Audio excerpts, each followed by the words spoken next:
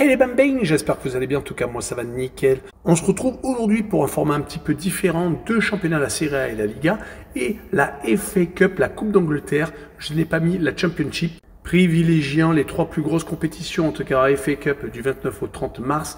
Pour les quarts de finale, il y aura Fulham contre Crystal Palace, Brighton contre Nottingham Forest, Preston contre Aston Villa et Bournemouth contre Manchester City. Également en Serie A du 29 au 30 mars, la 30e journée, la Juventus contre le Genoa, la Fiorentina contre l'Atalanta de Bergame, l'Inter de Milan contre l'Udinese et Naples contre l'AC Milan, un grand classique italien.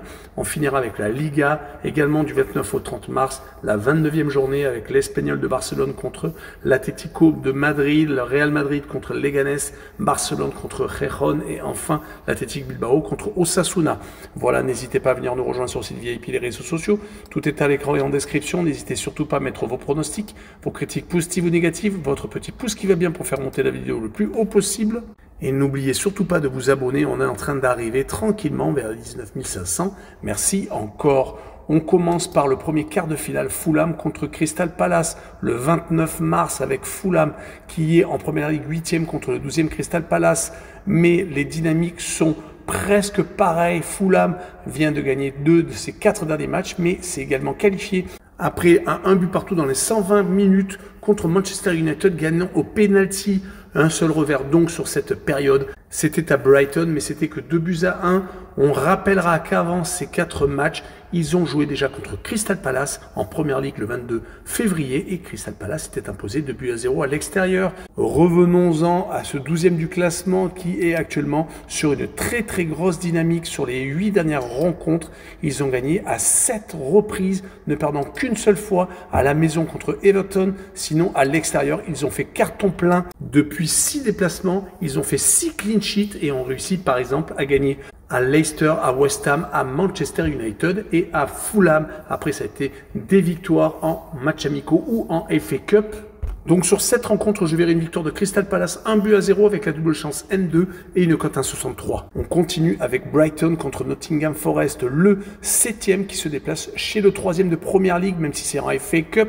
Il y a tout de même une très grande probabilité que Brighton et Nottingham Forest luttent jusqu'au bout pour passer au tour précédent de FA Cup. En tout cas, sur les derniers matchs, Brighton a réussi à sortir au tour précédent en FA Cup Newcastle 2-1. En championnat, ils ont réussi à ne plus perdre depuis 5 rencontres avec des victoires contre Southampton, contre Chelsea, contre Bournemouth et contre Fulham, se permettant même un 2 buts partout à Manchester City du côté de Nottingham. De très bons résultats également, un match nul contre Arsenal, un succès 1-0 contre Manchester City, rien que ça, et une grosse victoire à Ipswich Town, 4-2. Mais sur ce match-là, je vois bien Brighton s'imposer 2-1 chez lui, avec Brighton qui marque le plus de 1,5 buts sur le match et une cote à 1,74. Le match suivant est Preston, membre de Championship, contre Aston Villa, qui est actuellement qualifié pour les quarts de finale de la C1. Ils vont jouer bientôt contre le Paris Saint-Germain la semaine prochaine. Aston Villa est actuellement 9e de son championnat. Il reste sur 4 victoires consécutives, toutes compétitions confondues. Ils ont sorti le club de Bruges au tour précédent, gagnant l'aller et au retour, marquant 6 buts au passage.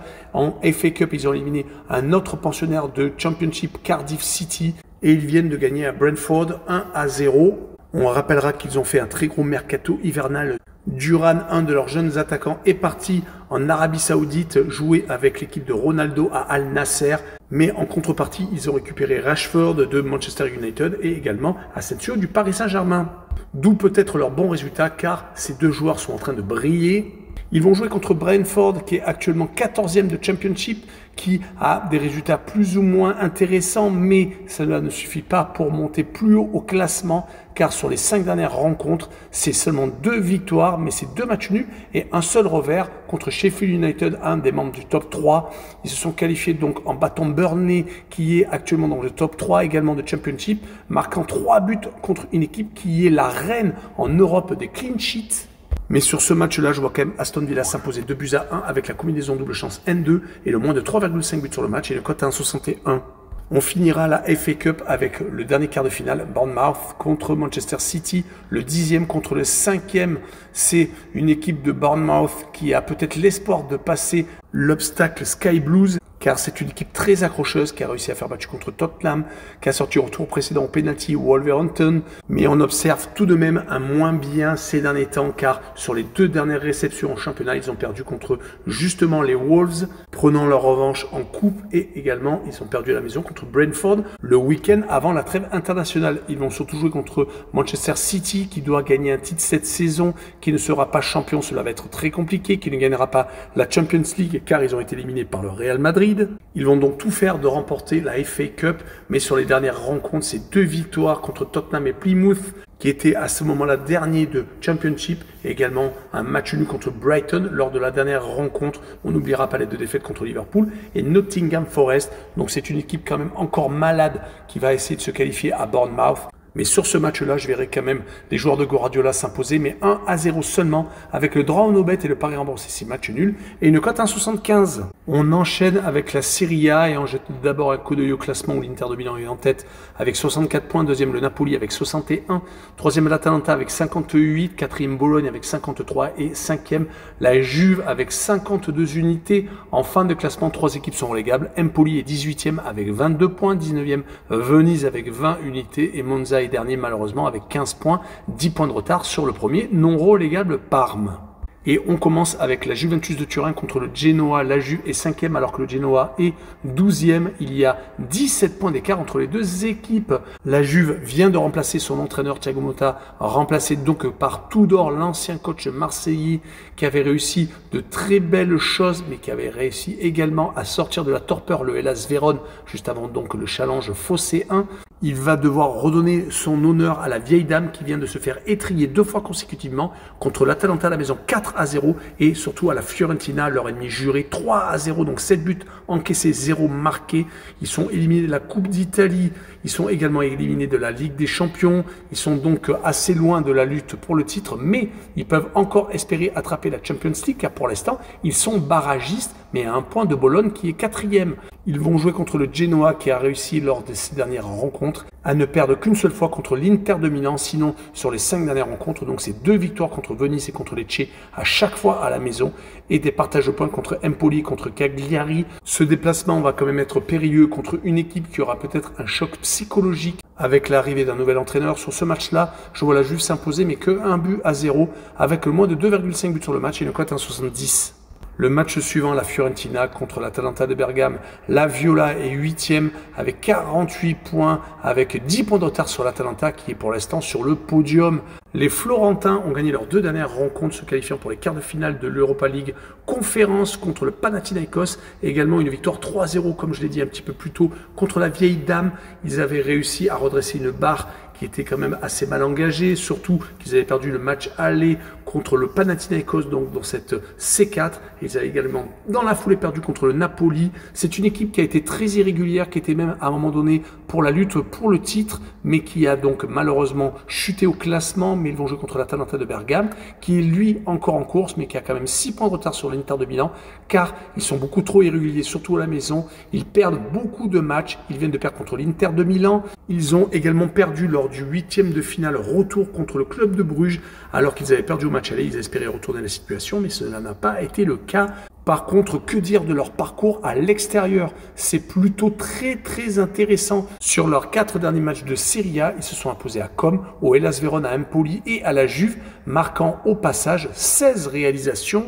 Ils ont quand même la particularité d'avoir gagné à 8 reprises lors des 11 derniers déplacements, faisant également 3 partages de points. Sur cette rencontre, je verrai l'Atalanta s'imposer 3-0 avec les Bergamasques qui marquent le plus de 1,5 but sur le match et une cote à 2,03. Et on enchaîne avec l'Inter de Milan contre l'Udinese, le leader contre le 10e. Il y a 24 points d'écart entre les 2 équipes. L'Inter est en train d'accélérer avec une qualification pour les quarts de finale de la C1 où ils vont affronter le Bayern de Munich. Ils sont également qualifiés pour les demi-finales de la Coupe d'Italie où ils vont encore jouer l'AC Milan pour la 4e fois de la saison. Et rappelons qu'ils ont gagné leurs 4 dernières rencontres, s'imposant brillamment à l'Atalanta de Bergame.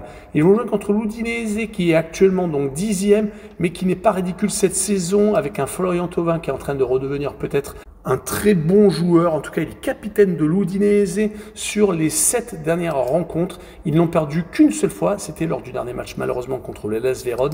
Sinon ils ont une très belle période de 4 victoires et de 2 matchs nuls, leur permettant donc de réintégrer le milieu de tableau. Mais sur ce match-là, je verrai quand même l'Inter de Milan s'imposer 2-0 avec les Interistes qui marquent le plus de 1,5 buts sur le match et une cote à 1,56. Et on finira l'Italie avec Naples contre l'AC Milan. Les Napolitains sont actuellement seconds à 3 points de l'Inter de Milan. Ils étaient leaders pendant très longtemps, mais malheureusement, on fait beaucoup trop de matchs nuls sur les 8 dernières rencontres. Ils n'ont gagné qu'à 2 reprises et on fait tout de même 5 matchs nuls contre la Roma, contre l'Udinese, contre la Lazio, contre l'Inter de Milan et contre Venise dernièrement. Le gros échec a été la défaite à Com, même si Com a réussi son mercato hivernal, attirant par exemple Cacré de Lyon et se permettant actuellement d'être à 7 points de la zone de relégation. Mais quand même, ils vont jouer contre l'AC Milan qui vient de s'imposer 2 fois consécutivement contre Lecce et contre Com justement, mais qui avait enchaîné les mauvaises performances. 4 défaites sur 6 rencontres avant ces 6 points pris, ce qui les a mis donc à la 9e position, à 4 points encore du 6e la Lazio. Tout n'est pas perdu, rappelons qu'ils ont gagné la Super Coupe d'Italie et qu'ils veulent peut-être encore gagner la Coupe d'Italie.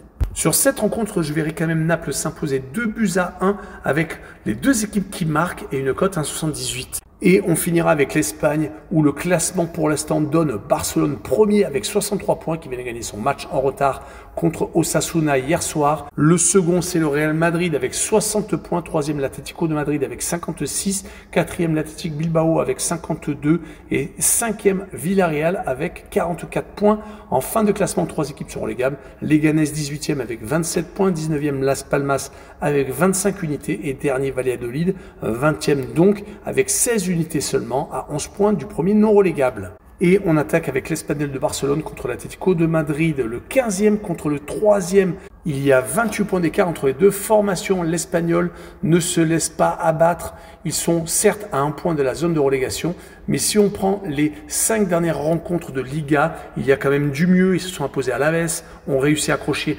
Gijón et l'Athletic Bilbao à la maison. Mais 2 courtes défaites à l'extérieur qui les mettent donc en difficulté. On rappellera qu'ils avaient réussi à battre la Maison Blanche, le Real Madrid, 1-0.